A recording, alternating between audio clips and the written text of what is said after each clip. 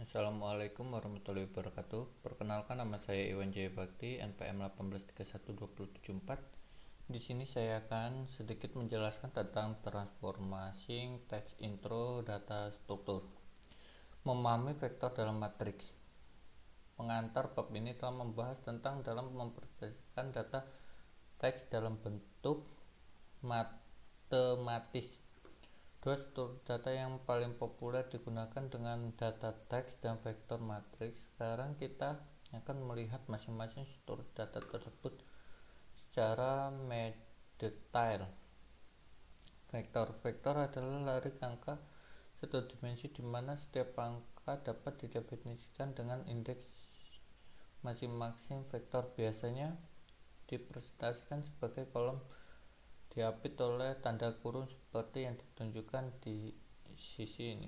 Ini contohnya ya. X1, X2 ini dikapit oleh dua kurung. Dalam contoh, vektor ini memiliki 3 elemen dan ketiga elemen ini menyimpan informasi tentang vektor tersebut. Matematikawan mengibaratkan vektor sebagai objek dalam ruang di mana setiap elemen dari vektor mewakili proyeksi vektor tersebut di sepanjang sumbu tertentu. Kita sering menggunakan istilah Rn untuk mendefinisikan sebuah vektor di mana R adalah mekanisme representasi dan N menunjukkan jumlah dimensi yang digunakan untuk menggambarkan vektor secara umum. Rn adalah himpunan semua n tombol dari bilangan real. Pada contohnya sebelumnya, vektor berada di R3 yang berarti vektor tersebut berada dalam ruang 3 dimensi. 3 dimensi dan proyeksi di sepanjang 3 sumbu adalah X1, X2, dan X3. Setelah sebuah objek diabstraksikan sebagai vektor, ia harus memenuhi semua sifat vektor dan kita dapat melakukan operasi vektor apapun. Sebagai berikut anggapan saja kita memiliki data tinggi dan berat badan pada dua orang A dan orang B seperti yang ditunjukkan pada tabel berikut. Contohnya, orang A dengan tinggi 164 dengan berat badan 68 dan orang B dengan tinggi 188 dan berat badan 81. Kita dapat mengasumsikan ruang dua dimensi di mana dua orang ini mewakili oleh dua vektor seperti yang ditunjukkan pada gambar berikut. Tinggi dan berat badan masing-masing orang dapat dianggap sebagai koordinat yang menentukan posisi mereka di ruang R. Ini contohnya. Ini tingginya 164 kan ke sini, terus berat badannya 68. Terus ini yang tingginya 188 dan berat badannya 81. Mari kita jika kami juga memiliki suhu tubuh orang-orang ini, kami dapat mengabstraksikan di R3 space yang akan membutuhkan visualisasi 3 dimensi.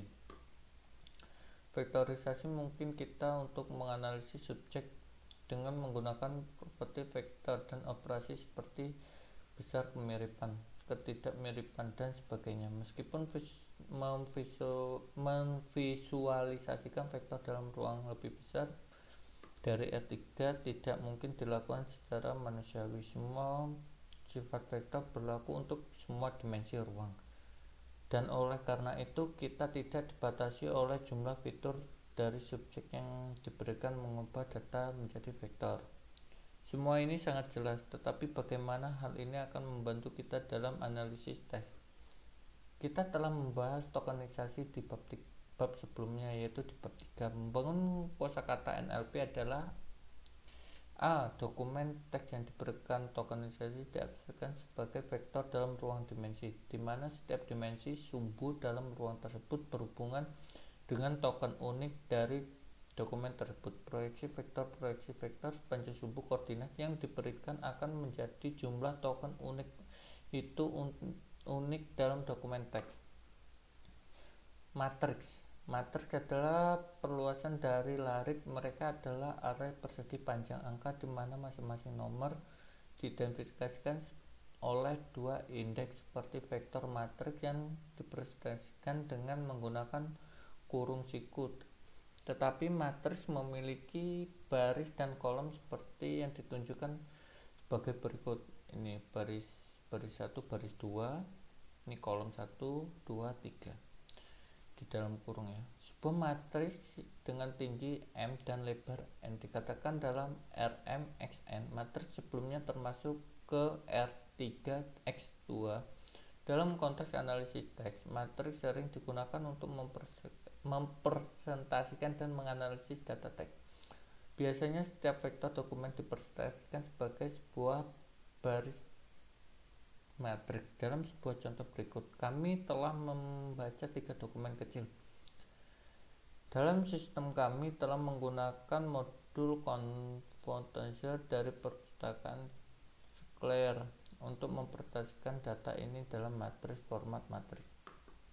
Modul Confluencer membantu kita membuat vektor untuk setiap dokumen, kemudian menggabungkan vektor dokumen untuk membuat matriks. Contoh-contohnya. Terus yang selanjutnya ada exploring the back of word arches. Pendekatan yang sangat intuitif untuk mempresentasikan sebuah dokumen adalah dengan menggunakan frekuensi kata-kata dalam dokumen tersebut. Inilah yang dilakukan sebagai bagian dari pendekatan BOW. Dalam bab sebelumnya, membangunkan kosakata NLP, kita telah melihat bagaimana membangun kosakata. Mari kita mulai dengan mengimpor berbagai pustaka menggunakan berikut. Ini contoh beberapa batasan untuk entry dalam vektor. Ini contoh data runningannya. Sekarang mari kita cari tahu dengan bantuan langkah-langkah berikut. Ambil dari kalimat seperti yang diilustrasikan dalam cuplikan kode berikut. Ini kodenya untuk kita running. Dan buat objek rangkaian panda dari daftar kalimat seperti berikut. Ini untuk contoh runningan dan outputnya seperti ini. Memproses korpus menggunakan Pilplan NLP yang kita buat di bab sebelumnya. Ini contoh runningannya, dan ini contoh outputnya, dan ini runningannya, dan ini outputnya. Kan ini set of the words set. Nah ini kan kayak berarti read natural. Ambil posisi indeks setiap token kosakata sebagai berikut. Nih. Terus yang keenam, buatlah matriks menampukan untuk menyebarkan BW. Perhatikan bentuk dari jumlah kata pajak kosakata seperti diilustrasikan dalam cuplikan kode berikut ini. BOW matriks ini contoh runningan. Tingkat indeks posisi dengan 1 jika muncul dalam kalimat seperti diilustrasikan dalam cuplikan berikut. Ini contoh runningannya, dan ini contoh outputnya yang keluar. Dan selanjutnya memahami convector dasar. Convectorizer adalah sebuah alat yang disediakan oleh pustaka Sclair atau Scikit-learn di Python, menyimpan sebuah upaya yang dilakukan di bagian sebelumnya dan menyediakan aplikasi antarmuka program API yang akan dengan mudah membantu dalam membangun model BOW.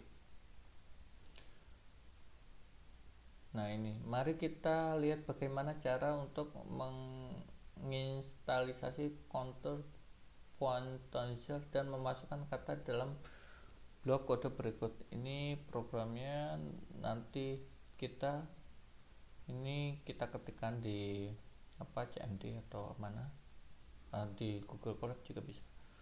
Hasil dari korpus yang telah diproses adalah sebagian berikut. Ini kita inputkan, terus outputnya akan keluar seperti ini. Fitur-fitur di luar sana kebiasaan yang ditawarkan oleh Confluencer. Selanjutnya kita menjalankan beberapa fitur yang ditawarkan modul Confluencer sehingga Anda tidak perlu menulis kode khusus. Kamu siap pakai dan dukung untuk Ngram.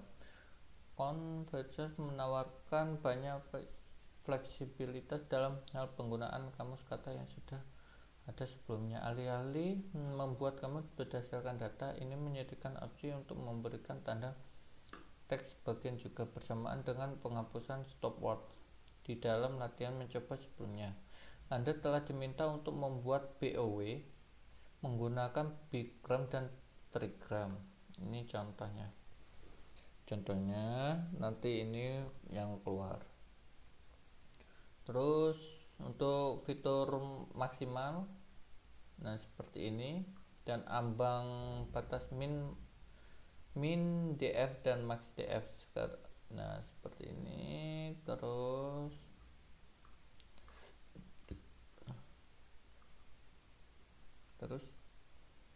Ngram TF vector mirip dengan counter feature IDM, menawarkan kemampuan untuk menggunakan Ngram feature membatasi kosakata. Cuplikan kode berikut ini menunjukkan hal seperti berikut.